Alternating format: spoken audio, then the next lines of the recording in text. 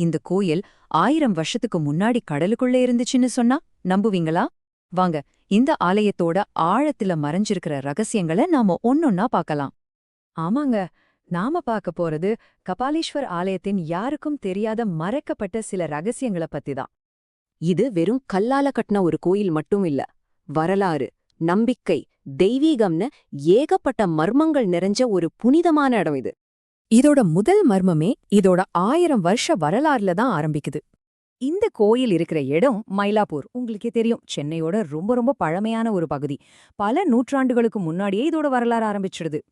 இப்போதான் விஷயத்துக்கே வரோம்.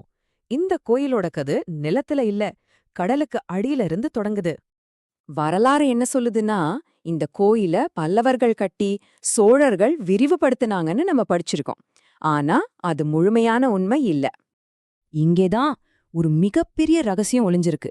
நமக்கு தெரியாத ஒரு உண்மை. வாங்க, இந்த கோயிலோட முதல் மறைக்கப்பட்ட உண்மைய பார்க்கலாம். ஆமாங்க, நீங்க கேட்டது சரிதான். உண்மையான அந்த பழமையான கபாலீஸ்வரர் கோயில் கடலுக்குள்ள மூழ்கிடுச்சு. இத வரலாற்று ஆய்வாளர்களே உறுதிப்படுத்துறாங்க. கடல் கொண்ட அந்த பழைய கோயிலுக்கு பதிலா 16ஆம் நூற்றாண்டுல இப்போ இருக்கிற இடத்துல இந்த புதிய கோயில திரும்பவும் கட்டினாங்க. நாம இன்னைக்கு பாக்குறது இந்த கோயில தான். அடுத்து நாம பார்க்க போறது இந்த இடத்தோட பெயருக்கு பின்னாடி இருக்கிற ஒரு தெய்வீக திருவிளையாடல். புராணங்கள் படி நம்ம பார்வதி தேவி ஒரு சாபத்தால மயில் உருவம் எடுத்து இந்த இடத்துக்கு வந்தாங்களாம். அப்படி மயில் உருவத்துல இருந்த பார்வதி தேவி இங்க சிவபெருமான நினைச்சு ரொம்ப கடுமையா தவம் செஞ்சு அவரை வழிபட்டாங்க. மயில் உருவத்துல அன்னை இங்க இருந்ததால தான் இந்த ஊருக்கு மயிலாப்பூர்னு பேர் வந்துச்சு. அதாவது மயில்கள் ஆரவாரம் செய்யற ஊர்னு அர்த்தம். சரி, இந்த கோயில் வெறும் ஆன்மீக மையம் மட்டும் இல்லைங்க. இது ஒரு பெரிய கலாச்சார மையம். அத பத்தி இப்ப பார்க்கலாம். இந்த கோயிலோட ராஜகோபுரத்தை பாத்தீங்கன்னா வானத்தை முற்ற அளவுக்கு இருக்கும். அதுல 1000க்கும் மேற்பட்ட வண்ணமயமான சிலைகள் இருக்கு. அதுல இருக்கிற ஒவ்வொரு சிலையும் ஒரு புராண கதையோ இல்ல ஒரு தெய்வீக சம்பவத்தையும் நமக்கு சொல்லுது. இது ஒரு கலைக்களஞ்சியம்னே சொல்லலாம். இப்ப நாம பார்க்க போறது 2வது தெரியாத உண்மை. இங்க நடக்கிற 63 திருவிழா உலக புகழ் பெற்றதுன்னு உங்களுக்கு தெரியுமா?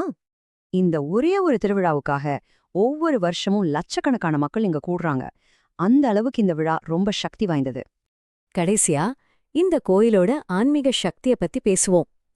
நம்பிக்கையின் சக்தி. இந்த கோயிலுக்கு வர்ற பக்தர்களுக்கு ஒரு அசைக்க முடியாத நம்பிக்கை இருக்கு. அது என்னன்னா, இங்க மனசுருகி வைக்கிற எந்த வேண்டுதலும் கண்டிப்பா நடக்குங்கிறது தான். ஆனா இந்த கோயிலோட உண்மையான ரகசியம் இதுதாங்க. இங்க இருக்கிற அந்த தெய்வீக சக்திய வார்த்தைகளால சொல்லவே முடியாது. அது அனுபவிச்சு உணர்ந்தா மட்டும்தான் அதோட மகத்துவம் புரியும்.